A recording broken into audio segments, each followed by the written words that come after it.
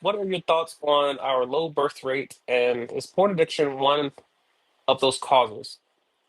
I don't think it's a cause. I think it's a correlation to birth rate. The birth rate, I would argue, is due to simply the cost of having a child.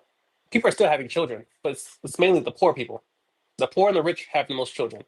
It's the middle class that are supposed to, like, we're the backbone of the economy, supposedly. If we can't afford to have children, and the poor people can't afford to have children, and the wealthy can, but they really don't have that much incentive to have children. No matter how many children they have, it doesn't really affect them. But why would you have 10 children? You can have two and just call it a day. So yeah, birth rate is gonna be affected by many things, down to obviously inflation, like the cost of having children, the health care, where you get a bill for $150,000 if you have any complications. If you have a pregnancy with no complications, they gonna get you, especially if you got no insurance.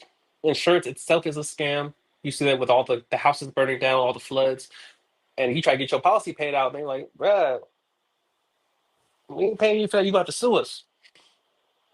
Especially with public companies, like their bottom line is EPS, earnings per share. Excuse me.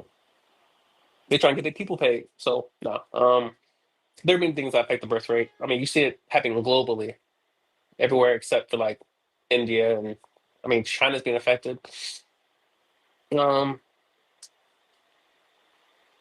Porn addiction is just affecting men, which causing men to not approach women because they have porn brain, and because their ambition and their energy, again, everything's energy. Semen retention when it comes to, there's a reason why porn is unlimited. Yeah, because the product is the consumer. That's why there's ads everywhere. That's why they trying to catch you lacking and try to introduce you to all this random stuff and OnlyFans distractions. Yeah, testosterone is a utility for men. It's a tool. It's an energy source, and it can be used for anything. But of course, And again, I'm saying we, because yeah, I was introduced to it at an early age by my cousins in California, and yeah, it does take it. There's a tangible loss that you will experience by constantly ejaculating to pixels on a screen, watching another man get paid to have sex with a woman that he doesn't know.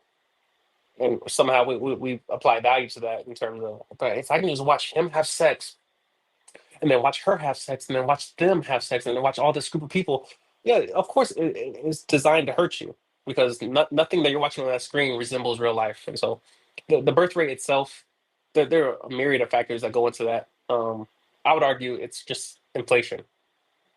It's the main culprit. One would throw feminism in there, the devaluing of men and our role in society, the devaluing of women, and just applying the sex object label to a whole like entire half of the population of the world. Of course, the consequences are going to be astronomical, and we're just barely in the beginning of the consequences of the internet and internet porn and how it's pervasive. You got kids on this stuff. Yeah, TikTok, TikTok brain rot. Throw some porn on there. Throw on some OnlyFans on there. Throw on there. Yeah, the kids are stupid now. It's unfortunate. Which is another issue. Like you see other people's kids, I'm like, why would I want your kids around my son?